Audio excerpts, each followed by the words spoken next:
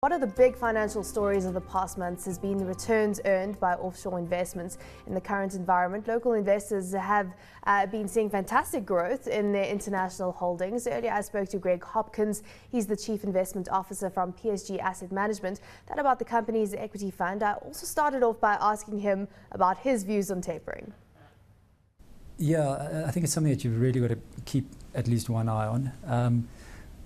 Typically, at PSG Asset Management, we run a very much a bottom-up process. So we spend less time trying to work out, top-down and some macro overlays. But Warren Buffett summed it up quite nicely, a few months ago when he said that if you're not confused when you're thinking about tapering talk, if you're not confused about what might happen, then you're not thinking clearly enough about the whole process. And it's something that is very, very confusing. But it's something that if you actually look at stocks on the bottom-up basis and you look at bonds on an overall valuation basis, it becomes a little bit clearer for us. We'd be quite cautious about being invested in bonds. We think interest rates are generational lows, and they have been kept down. These yields have been kept down by buying from central banks, and if that stops, all things being equal, bond yields should rise. And the Fed central bank has been quite clear in terms of that they will stop buying when global growth starts picking up and the US growth starts picking up. And that's usually synonymous with rising interest rates. So we would be cautious about bonds, and we actually hold no government bonds in our portfolios. How do emerging market equities fit into your view of where to invest right now? I mean, are you looking at emerging markets at all? We are starting to. Over the last 2 to 3 years, we've been predominantly looking at US and European equities, and there were just such compelling opportunities and such compelling value opportunities. There still are lots of good opportunities, but emerging markets have underperformed significantly over the last couple of years, and especially over the last 6 months. And we are starting to screen more widely in emerging markets. We're not finding great opportunities still, but we are very mindful that this is an opportunity set that is starting to become more attractive for us. How well covered is the EM space? From an analyst perspective, because obviously, developed world, very well covered. From an EM perspective, how well is it? Some of the larger listed companies are very well covered. You look at, say, for instance, South Africa, which is an emerging market, has got a very deep, analyst community in terms of deep research, and that's is played out in a number of other emerging markets. But as you move down the market cap space into the mid to small large cap type stocks, there are definitely pockets of opportunities where these companies aren't well covered. And you talk about what we call anomalies, where there's actually clear valuation anomalies and clear valuation opportunities in these companies. But they do bring risks. Give us some examples of some of these value plays that you're looking at right now in the EM space. Well, Brazil is a place where we're starting to spend more time. Looking at some of the Brazilian banks, and we're comparing them to our South African opportunities. Some of the Brazilian resources companies are also starting to look quite cheap. You look across to Asia. The announcement that we've seen over the last day or two from the Chinese government about the large relaxation that we've seen in some of their reforms in terms of how they want to reform local financial markets and relaxation of the one-child policy. That could be quite a big event. It could be quite a big event. In our experience, the Chinese are very good at, once they've set targets or set a strategy, at executing on that strategy. So something definitely to keep an eye on. And if they get it right, you'll see incomes starting to rise in China, which will be ultimately good for Chinese growth and for the Chinese stock market. And it's been such a poor performer over the last couple of years that there are potentially opportunities that are starting to arise. But once again, we've got to say it's a very, very difficult market to invest in. I have been investing in the Chinese market before, and it's a very, very difficult market to invest in from outside because the accounting conventions, the way companies are organized, management representations are often not quite as they are in some of the other markets that you can invest in. But I need to be quite clear that emerging markets is not a focal point for us at the moment, but we are just starting to look for more opportunities there.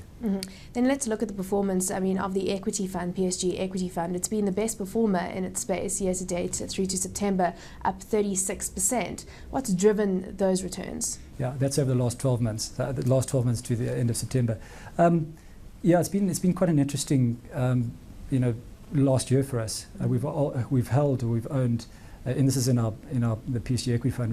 We've owned no Naspers, no Aspen, no British American Tobacco, no Richemont, and these have been some of the high flyers in the market, and yet we've still managed to deliver very good returns for our shareholders and for our investors. And I think it's testament to the way that we've organised ourselves. Investing in global equities is the first start. Yeah. The second is not necessarily always investing in the top 40. Our asset base is smaller than some of our large peer group, which means, all things being equal, we have more opportunities to invest in companies outside the top 40. And we're looking at sort of 10 to 20 billion rand market cap companies that some of our peers just can't invest in because you're managing 400 or 500 billion rands worth of assets. And there's large set of opportunities that we've actually found in the space over the last couple of years. And they're not going to always be there. And we are sort of multi-cap managers. We invest in large cap, mid caps. But just over the last couple of years, we have found some opportunities there which have driven some of the returns. And the last is in terms of we've also been quite contrarian in some of the investments that we've invested in. These are also large cap companies where we felt that the quality of the company hasn't been justified by the low valuation. There's been a large anomaly. And I guess you'll ask me the question, which type of companies, and a company like Steinhoff has been a very good example. The company we think is a fantastic track record, a very good management team, largely very misunderstood by the market, which these type of anomalies, when they do arise, we actually would like to bet on. What changed with Steinhoff? The stock wasn't going anywhere, and then all of a sudden, there's just been so much activity, and the stock has just been driven higher. This is how sort of value investing typically works. You can sit in a company for 2-3 years and nothing happens, and then something happens. If you look back at the evolution on Steinhoff over the last decade, it's been a very, very successful company at growing its book value. So it's grown its book value per share at over 20% a year over 10 years. But what happened is, I think it's been quite active at growing its furniture retail business in Europe, and they spotted a generational opportunity during the recession to consolidate that market. And they made a very, very successful acquisition in the form of Conforama. And they're now a vertically integrated furniture retail in Europe. They manufacture the furniture and they sell it in their stores. And that's created a very big platform for them to actually continue to grow. So they're the second biggest retailer in Europe now, with still a small market share, which we think is actually a multi-year opportunity to continue to grow. But the opportunity in Steinhoff was, when you looked at Europe, not many people wanted to invest in Europe, especially a European retailer, which drove down the valuation. And we felt that we were buying a business on low earnings. Europe has just come out the longest recession on record on a low valuation. It was trading at 8 or 9 times earnings. When you compare it to the Aussie at 18 times, it's a big discount to the average company in the Aussie, but we felt it was actually as good a company as the average company, even better. And that's a big opportunity when these opportunities present themselves. Just very quickly to end off on Steinhoff, what about all the other moving parts? Because it's restructured its business. It's got the vertically integrated furniture maker. It's also got that stake in JD. What about all the other moving parts? Are those of significance? They're not. If you look at the European retail operations, furniture retail is around 60 or 70% of the overall value of that business. The other businesses are quite small in the scheme of things.